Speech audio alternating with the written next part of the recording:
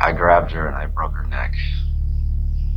Told me I was a sorry and that she was going to control me the rest of my life. And I grabbed her by her neck and and just went threw her on the bed. And, so she's facing you? Yeah, and I heard it pop, and then her tongue popped out, and that was it. Okay. I mean, I sit there and held it, and by the time I realized what I did, she was dead.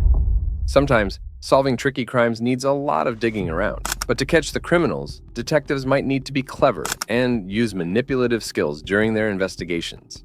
I'm still trying to figure out why my house is burned, why my husband didn't No, you're not trying to figure out why your house is burned. You know damn well why your house is burned. So you're not trying to figure that out. I'm sorry. Don't cuss at me. I'm not cussing at you. Okay. But you know why your house is burned. Because I know why didn't you tell them that? Why didn't you tell them the first interview? I know why. What were you afraid of? Because I was afraid they were going to blame me just like they're doing now. From a killer getting manipulated to confess the crime. I just can't imagine the stress and the pressure put on you because of the love you have for Caden when you watch this woman continually berate him and treat him so terribly because she's doing the same thing to you that she's doing to a 3-year-old, and you're an adult. I'm sorry. Give me the death penalty, that's fine.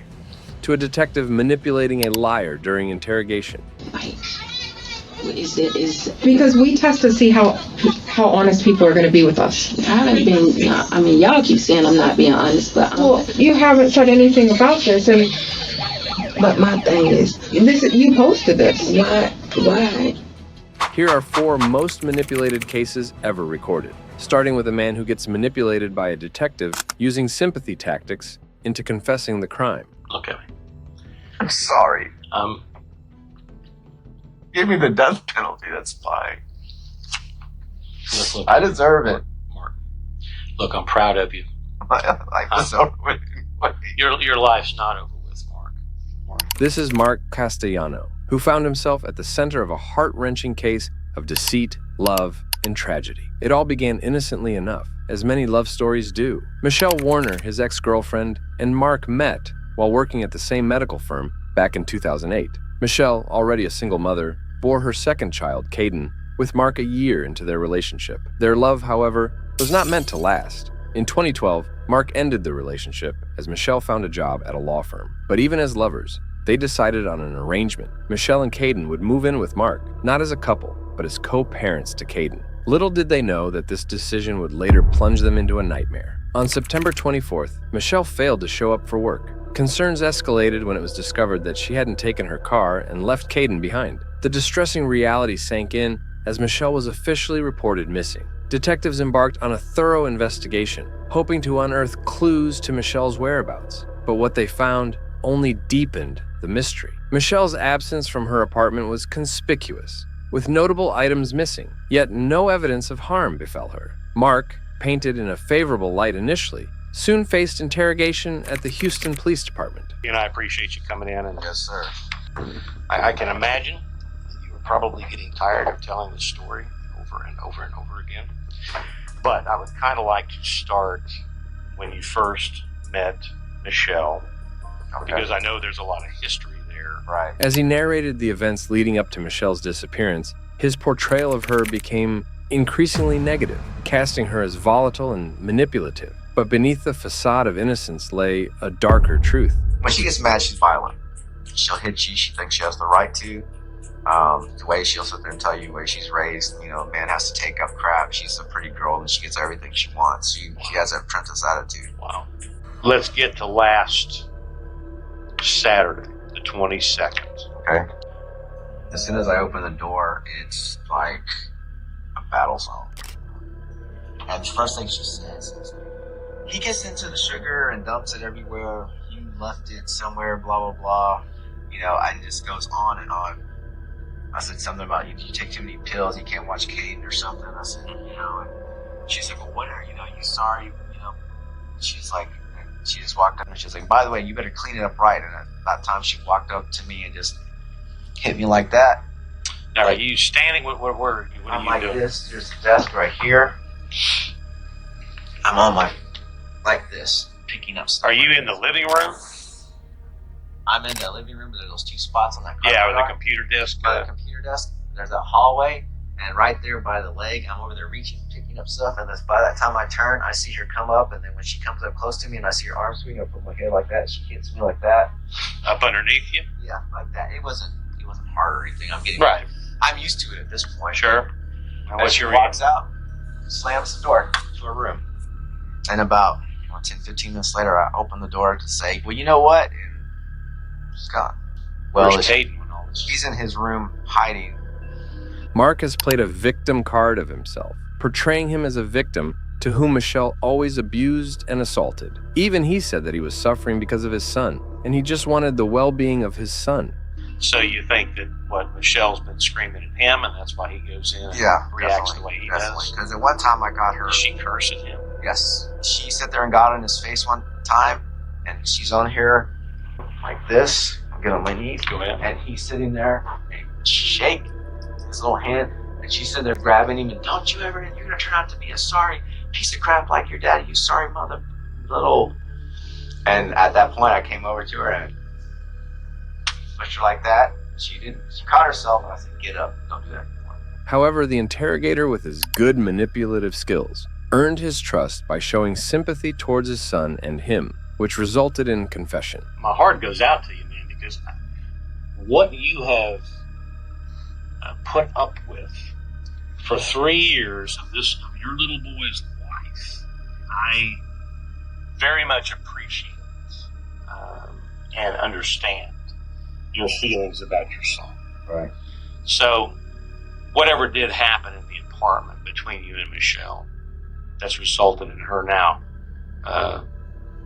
disappearing. It's my impression that what that was about, what that argument was about, what that confrontation was about last weekend, it wasn't about you wanting to hurt Michelle. It was about your love for Kate. And it was about your burden. Right, yeah. About protecting Katie. Right, because he wasn't being taken care of. Exactly. As the interrogation progressed, Mark's narrative crumbled, revealing a chilling reality. In a moment of rage and desperation, Mark confessed to the unthinkable. He had killed Michelle, driven by a perceived threat to his beloved son, Caden. I want you to explain to me what you felt like you had to do to protect Caden. So I want you to be honest with me and tell me what happened.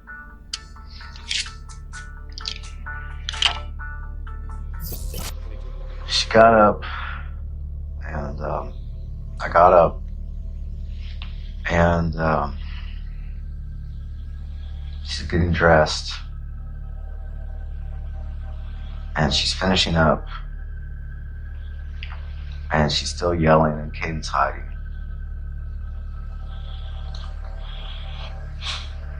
I grabbed her and I broke her neck. Told me I was sorry and that she was going to control me the rest of my life. And I grabbed her by her neck and just went threw her on the bed. And, so she's facing you? Yeah, and I heard it pop, and then her tongue popped out, and that was it. Okay. I mean, I sit there and held it, and the time I realized what I did, she was dead. So, dude. Look at me, man. Look at me. I'm sorry. Give me the death penalty, that's fine. Look, I deserve it. Look, I'm proud of you. My life is over with. Your life's not over. Captured in surveillance footage painted a grim picture of the events that transpired in the early hours of September 24th. Mark was seen dragging a large container to Michelle's car, a haunting image of his attempt to conceal his heinous crime. In court, Mark's defense attempted to mitigate his sentence, citing sudden passion as a factor. Yet, the jury remained unmoved, recognizing the gravity of his actions. Mark was sentenced to 27 years behind bars. His chance at redemption deferred until 2026. However, here the detective manipulated the criminal. But in our next case, the criminal tries to manipulate the police, but that backfires. I don't think that he would have set that fire without your knowledge. He wouldn't have burnt. Yeah, I would have, because I wouldn't let him.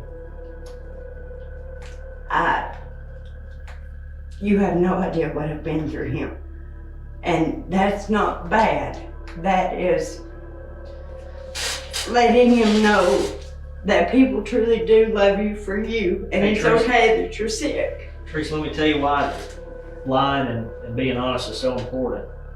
Because a question like that, when you come back with an answer, now I don't know whether I can believe you or not, because I can already pick out a bunch of lies in your statements from way back, things that I already knew to be true, and you lie to me about them. I try to see what you do. Well, In 2007, Teresa Connolly and her husband Jim lived in Ringgold, Georgia, with their children Allison and Caleb. Jim worked as a chiropractor while Teresa handled the administrative side of their business. Life was good until Jim fell ill and couldn't work anymore. Teresa also faced health issues, including losing a child after multiple surgeries. Financial struggles followed, leading to their home being foreclosed. Tragedy struck when their home caught fire, and Jim's body was found inside. Suspicion arose about the fire's cause, leading investigators to question Teresa. Just wanted to talk to you once again about the events of last week dealing with this fire, okay? You've had a little bit of time to think about some things. I want you to kind of go over the events from last week dealing with this fire. I know, but I want you to go over them again for me. Okay. I don't know anything about the fire. Well, tell us again. start off in the morning time. What time did you wake up? That kind of stuff. I don't know, it was we always woke up 6:30, 7 o'clock, drank our coffee together, talked. I don't know, husband and wife things. That's what you do before you get kids up. And I was gonna go get a car, took my shower. He talked to the kids a little bit. Said he didn't feel well, but he'd been in bed for like 4 days. I mean, I can pull office records to show you he's worked like maybe 6, 7 days in 4 months. Anyway, long story short, he said his stomach was upset and he was gonna fix toast. And kissed me, told me he loved me, told the kids he loved them, and it says when we got back. And I didn't look at the clock, but I know we planned to leave at 8 and Robin was running late, or Austin, I don't know, one of the kids was or something. And I know we didn't leave any later than 8:30. I know that. When Chick-fil-A, Jerry called from the office and told me to pull over, and I'm like, I can't pull over, I'm in the middle of traffic. And he told me to get a phone to Robin, I did. She told me to get out of the car. I got out of the car, asked her what was wrong, and she told me my house was on fire, and Jim hit me. In the interrogation, Teresa seemed defensive and inconsistent in her statements. She claimed innocence but couldn't provide a solid alibi. Surveillance footage from a local Chick-fil-A placed Teresa near the house around the time the fire started, contradicting her initial timeline. Detectives pressed her about the discrepancies, but Teresa maintained her innocence, insisting she had no motive to harm Jim. What you need to know, I don't know how to answer you because I wasn't there. Well, I mean, and I don't know. The easiest way to answer us is to make sure you're telling us the truth when you answer us. Everything that you tell has to be accurate, because it's more difficult to tell a lie, because when we turn around and we find out if there's a lie, it's easy to verify. Your word's a bond, and you're only as good as your bond, or as your word. That's how I was raised. I'm sorry. If I've done it, So you're only as good as your word. That's it. Right. You wrote that one And down. you can pull, I don't care, call anybody you want to. Very reputable people that have known me for many years. And I'm just me. What you see is what you get. And I love my husband more than life itself. We had our hard times because he did get sick.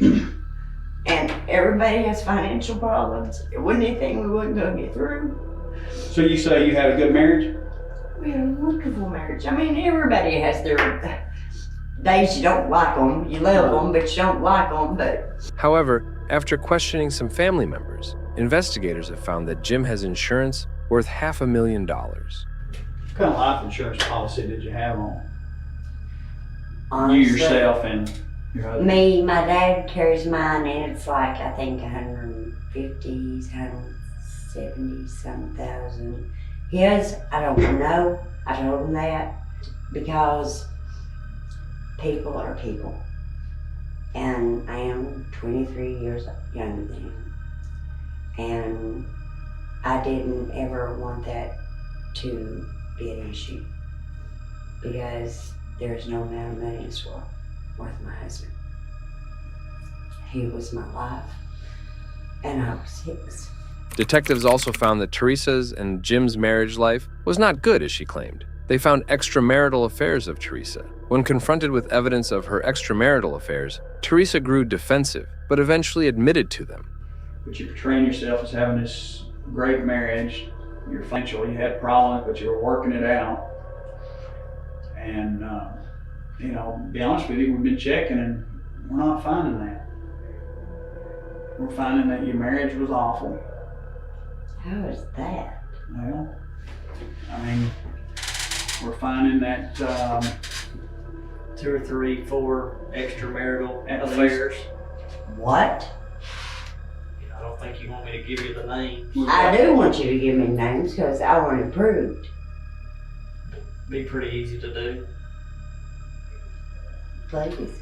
we're just, look, you know, we're trying to, Our you said marriage honesty. wasn't perfect. Right. Honesty is what It you, wasn't. But honesty is it is. all you got. But my husband is all I had. And when we first got married, and tell you what I told them, if I had had half as many as I had been accused of, it'd be unbelievable. As the interrogation progressed, Teresa's story evolved. She began painting a darker picture of Jim, alleging he was abusive and capable of starting the fire himself. However, detectives remained skeptical, seeing through her attempts to shift blame. We're not getting, we're not getting the truth from you. You know, not all of Because it's the it's truth. going to make him look like a bad person and he's not. I mean, the truth, you know, is all you got. I would go to jail before I let somebody know that that man would go off and about beat me and his son to death. I talked to people that says he had a problem, that he was belligerent. He was belligerent at the office with you. That y'all came to almost blows at the office, that it was so bad. We've already talked to people. I'm familiar with that. But I would go to jail before I would let somebody think bad of him because of that. Well, right now, the only two people that knows what's going on is this detective and myself. And, you know, and all we're trying to do is get to the truth. And whether you're telling us lies to keep from the truth coming out, which is I don't It's all want we him to got. look like a bad person. well, the time frame you leaving is not going to make him look bad. It's making you look bad because you're lying. However, she denied involvement in the fire, despite mounting circumstantial evidence against her. Right now, the evidence they have against her is all circumstantial, but one of the detectives has an idea. He's about to ask Teresa if she will take a polygraph test, but she must sign a written stipulation. The stipulation means that detectives can use the evidence against her in court. And bottom line is, I didn't kill my husband, would never. And that's that. And I'll do whatever I have to help prove that. I'll cooperate any way I can. And Polygraph. I do that. And God and I both know that. And that's that.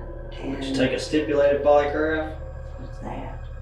Difference is if you fail that one, then I can use it against you in court. And you're gonna pass it, that's what you're telling me. Why would I? Yeah, why would I worry I'm just, about that's that? just a question that I have to ask. It's something if I'm gonna give you one, I have to ask you that. I could care less. Okay. I mean, it's, Because that could solve a lot of their problems. You pass it, then, you know, then there's not. After the test, detectives got signs of lies that Teresa was telling to them, and they psychologically pressured her to split the truth. But she maintained her statement of not lighting up the fire, despite some inconsistent statement. I'm talking very, very big problems, okay? I told you before that I like to think I'm pretty good at reading people. yeah. And if there's one thing that I believe when you talk to me, it's that you loved your husband. I don't think you had any intention of killing your husband, but I'm absolutely positive you participated in starting that fire, okay? I didn't start that fire. No, let me tell you something. I've been doing this a long, long time, and you absolutely did. You started the fire. And I don't know, this doesn't tell me everything about it. It doesn't tell me the hows and the whys and all that stuff. I can only speculate about that. I believe what you told me is true about not wanting to hurt your husband. And I'm thinking maybe he played a part in this, maybe this was his idea. But until you get honest with me, Teresa, I can't resolve this issue for you. He told me he wanted to die, and he told me to leave the house. And I said, baby, I'm going to get the car in Knoxville. And he said, don't ask me no more questions. And I said, baby, why? Just tell me why. He said, I just want you to know that I love you and I love you. All right, and why have you not shared that little bit of information with the investigators up until now? Because I didn't want them to think that I would sit in jail and take the blame before I let them know he started this fire. Well, why is that? I don't understand that, Teresa. That doesn't make any sense to me. Because he was that good of a man. I'm afraid. I know I didn't help him. God is my witness. I did not help him. But I know that morning he had a candle lit, and he had a candle lit there, and he had newspapers there. As far as this whatever was spread through the house, I have no idea what that was. I don't know if he done it after I left immediately, because he asked me to light the candle, and he asked me to turn the oven on so he could start his fire, so he could start his toast going. I love Freudian slips, okay? Do you know what you just said? I know what I just said, and I'm thinking, but so that he could start the toast in the oven. He told me to turn that on. You're tired. You just said it yourself. You're tired. You got 2 kids. You spend a lot of time. You're having to work. You're having to take care of your husband because he's not been working. Okay? He's belligerent. He's mean. He's beating on you. That's not a reason to kill him. You're tired. sick. I know. And he's sick. Your finances are in, a terrible shape. That's nothing you can't file bankruptcy on and turn around You're wanting to get rid of all of this but and not my start husband. a new life. Not without my husband. I think you are. I think you're wrong, and I know you're wrong. Later, they got the witness testimony from her children, who recalled that her mother went to the house again after placing them in the car. When detectives confronted Teresa, she said she went to burn papers that day, further incriminating her. Despite Teresa's claims of innocence, prosecutors found enough evidence to charge her with murder. Faced with a strong case against her, Teresa's lawyers advised her to accept a plea deal. She ultimately pleaded guilty to murder in exchange for a chance of parole after 35 years in prison. Teresa's conviction left her facing a lengthy sentence and shattered family. Her once promising life spiraled into tragedy, driven by financial woes and marital strife. Despite her protests of innocence, the evidence weighed heavily against her, sealing her fate in a case marked by betrayal, loss, and shattered trust. Now, Teresa sits behind bars, contemplating the consequences of her actions. If you think this is cruel, then you should see our next actress, who shows her acting skills, and even detectives trusted her. So, walk me through what happened. I don't honestly know what happened. I was in bed asleep, and we heard a noise, and the second I was able to open my eyes, somebody grabbed me and jerked me out of bed and slammed me down on the ground and started tying me up and put me up to my neck. In the early morning hours of February 20th, 2015, chaos erupted in the home of Ernie Ibarra and Samantha Walford. The tranquility of the night was shattered by the intrusion of unknown assailants, who tied up Samantha and kidnapped Ernie after brutally attacking him. Samantha's aunt's distress call to 911 prompted a swift response from the Titus County Sheriff's Office. Upon arriving at the scene, authorities found the house in disarray, with signs of forced entry evident. Samantha, visibly shaken, recounted the terrifying ordeal to the police, describing how she was grabbed from her bed and dragged downstairs by the intruders. She helped attack me. How'd she find out that you were? Because they took his phone, but they didn't take mine. He had one needed.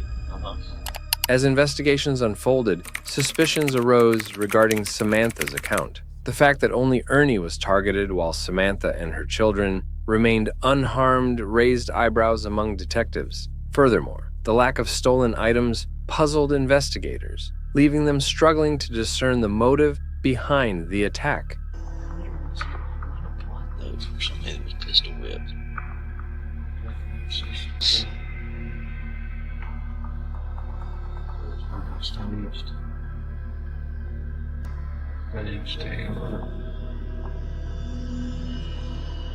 She's not going to make any sense for her. She's telling me.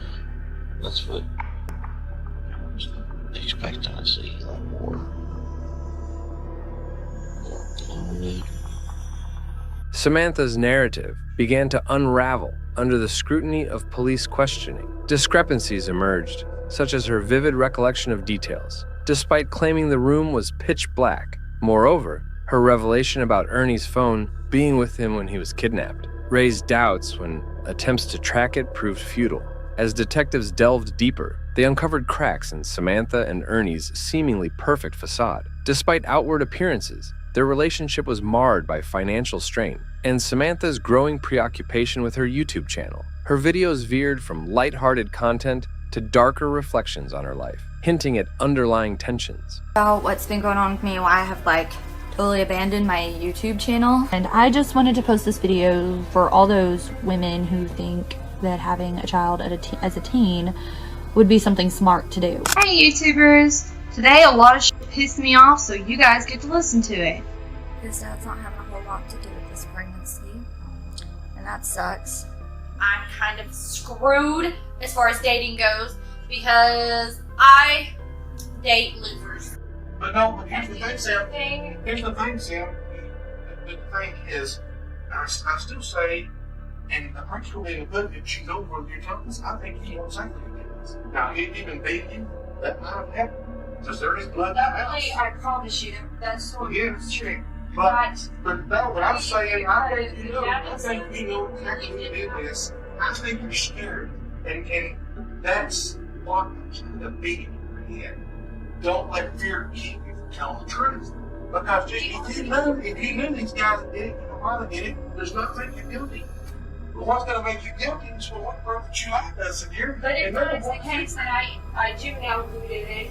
Through intensive interrogation, Samantha's facade crumbled, and she confessed to knowledge of the attack. She revealed details implicating accomplices, leading to the arrest of Jonathan Sanford, Jose Ponce, and Octavius Rhymes. Sanford and Ponce admitted to their roles in the crime, guiding officers to Ernie's lifeless body in the woods.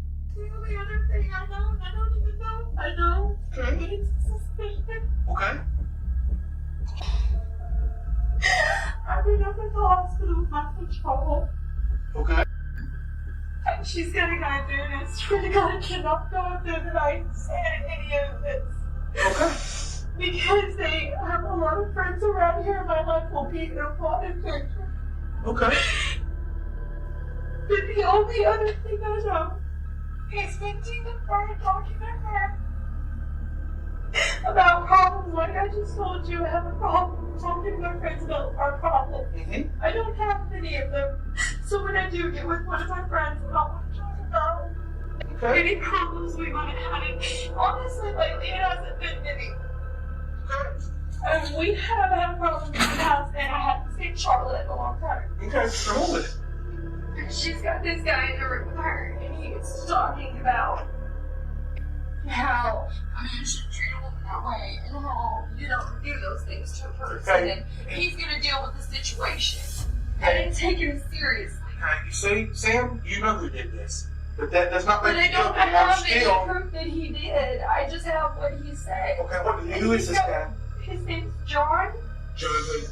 His Facebook is Rebel, John Rebel. It's John, I don't truly know his last name, but his Facebook says John Rebel. But yesterday at the hospital, he had a guy that I do know from town with him. His name is Tay. Who? Tay Rhymes. Tay? Tay. He's black. Tay Rhymes, he's a black male? Yes. Okay, you had him with him? Where's he from? I didn't say he had. Yes, he had him at the hospital with him. I cannot guarantee that these are the right people. While interrogating Ponce, he revealed that Samantha is a high-level manipulator. She is the only one who plotted the plan to Ernie's death. Samantha also said to Ponce that she is an actress. She can easily manipulate anyone, including detectives. Samantha is the ringleader. Samantha is the one, and I can prove this. If you don't believe me, as God's my witness, all you have to do, you protect you and 15 other officers. I don't care.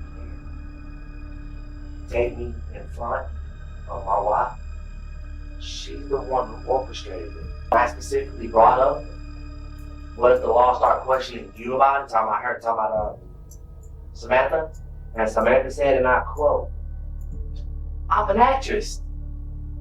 I can make anybody believe anything. The subsequent trials brought justice to the perpetrators. Rhymes received a 93-year prison sentence, while Sanford and Ponce each received 50-year terms. Samantha, facing her own trial, received a staggering 99-year sentence for her complicity in the crime. The case of Ernie Ibarra's abduction and murder stands as a grim reminder of the depths of human depravity and the consequences of betrayal. Behind the veneer of domestic normalcy lay a web of deceit and treachery, ultimately leading to tragic consequences for all involved. Lastly, detectives manipulate a liar police impersonator who pulled over vehicles and later denied any wrongdoing.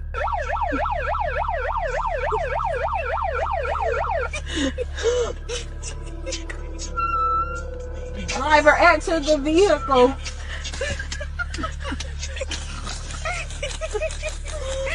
Driver exit the vehicle. Throw your keys out the car.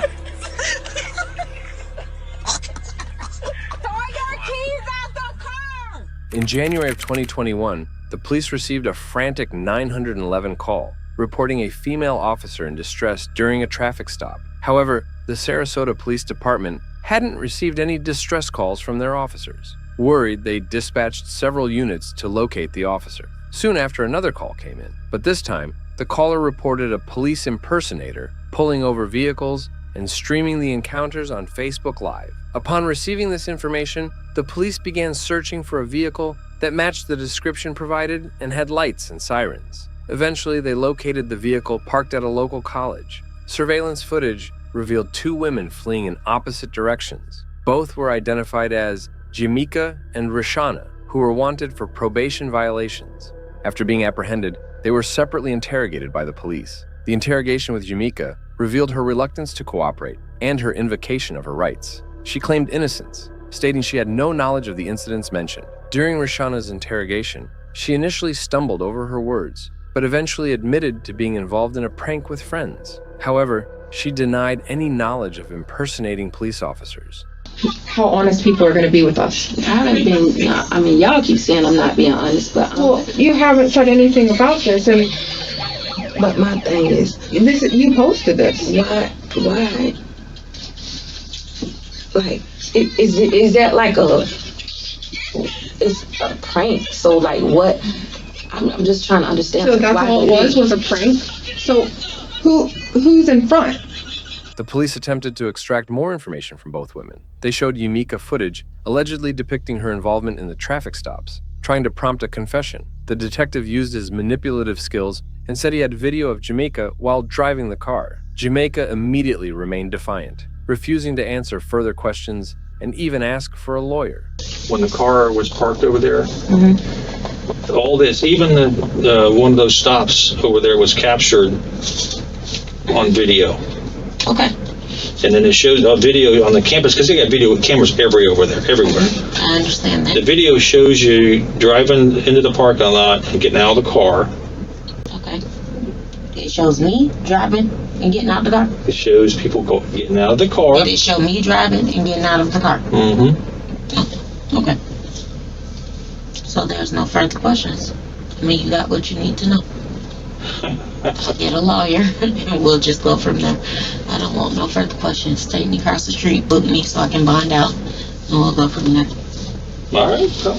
Meanwhile, Rishana continued to maintain her innocence, attributing their actions to a harmless prank on a friend's uncle. Despite her initial denial, she eventually acknowledged being in the vehicle during the incident. As the interrogation progressed, it became evident that both women were evasive and reluctant to provide concrete answers. Their inconsistent statements and reluctance to cooperate raised suspicions among the police. Despite their attempts, the police couldn't conclusively prove the women's involvement in impersonating police officers. They believed the women had been engaging in this activity for some time, but lacked concrete evidence to support their suspicions. After some days of investigation, Rishana pleaded guilty and received probation, but Jamaica took her case to trial, and her charges are unknown.